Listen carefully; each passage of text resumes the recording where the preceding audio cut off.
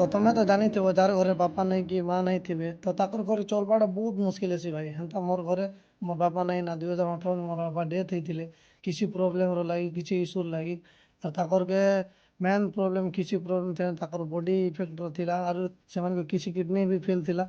ଆରୁ ଏନ୍ତା ହେଇକରି ଖରାପ ହେଇଗଲେ ମୋର ବାପା। ଆଉ ମୁଇଁ ତ ହେତେ ସୋର୍ ନାଇଁ ପାଇଥାଏ। ଆରେ କିଛି ବି ମୁଇଁ ହେତେ ମୋର ମାଇଣ୍ଡରେ କିଛି ଦିମାଗ ନାଇଁ ଥାଏ। ଆର୍ ମୋର ବାପା ଯେତେବେଳେ ଖରାପ ଥିଲେ ମୁଇଁ ଖରାପ ହେଲେ ସେ ଟାଇମ୍ରେ ମୋର 4 ରୁ 5 କ୍ଲାସ୍ ମୁଇଁ ପଢ଼ୁଥିଲି ସେ ଟାଇମ୍ରେ। ଆରୁ ମୋର କିଛି ବୁଦ୍ଧି ନାଇଁ ଥାଏ ଭାଇ ସେତେବେଳେ।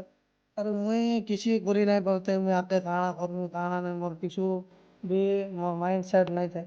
ଯେତେବେଳେ ମୁଇଁ 9th କି 10th ପଢ଼ିଲି ସେତେବେଳେ ମୁଇଁ ଭାବିଲି ଯେ ମୁଇଁ ନିଜର ଗୁଟେ ଠିଆ କରବାର୍ ଲାଗି ମୁଇଁ ଚାହିଁମି। କିଛି ଗୋଟେ ମୁଁ ଅଲଗା ପ୍ରକାର କର୍ମି ବୋଲିକି ଭାବିଲି। ଦେଖିକିନା ସବୁ ଲୋକର ପିଲାମାନଙ୍କର ଟୁକେଲ୍ମାନଙ୍କର ସବକର ଗୁଟେ ଥିସନ୍ ହେଲା।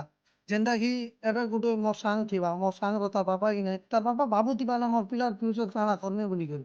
ଲେକିନ୍ ମତେ ଆର୍ ମୋର ଫ୍ୟାମିଲି ଆର୍ ମୋର ଭାଇ ମୋର ଯେନ୍ ଭଏନ୍ ମାନକେ କିଏ ଗୋଟେ ଭାବବାର ଲୋକ ନାଇଁ ନା। ଗୋଟେ ମୋର ମା ଅଛେ ମୋର ମା କାଣା ଗୋଟେ ଟୁକେଲ ଲୋକ କିଛି କରି ନାଇଁ ପାରେ ଭାଇ ନିଜେ ଟୁକେଲ କରବେ ଲେକିନ୍ ସେମାନେ କିଛି ଘରର ଜିମେଦାରି ସେମାନେ କେନ୍ ବାହାରକେ ଯାଇକରି କମେଇ ନାଇଁ ପାରନ୍ କିଛି ନାଇଁ। ଘରେ ଜାଣା ଯେନ୍ଟା ହଉଥିବା ସେଟା ଆଗ ସେମାନେ ଆମକୁ କହିପାରବେ। ତ ହେଥିର୍ ଲାଗି ଗୋଟେ ପିଲା ଯେନ୍ ଥିବେ କି ନାଇଁ ସେମାନେ ଭାବସନ୍ କି ଯେ ନିଜର ଜିମେଦାରି ଆମେ ଏକା ଉଠେଇମୁ ବୋଲିକରି। ତ ହେଥିର୍ ଲାଗି ଆମର ଘରେ 3 ଭାଇ ଅଛୁ ଭାଇ 3 ଭାଇ ଯାକୁ ସବୁ ପଢ଼ାପଢ଼ି ସବକର ବନ୍ଦ ହେଇଛେ। ସବୁ ଆମେ ବାହାରେ ଅଛୁ ଏବେ ଫିଲହାଲ୍।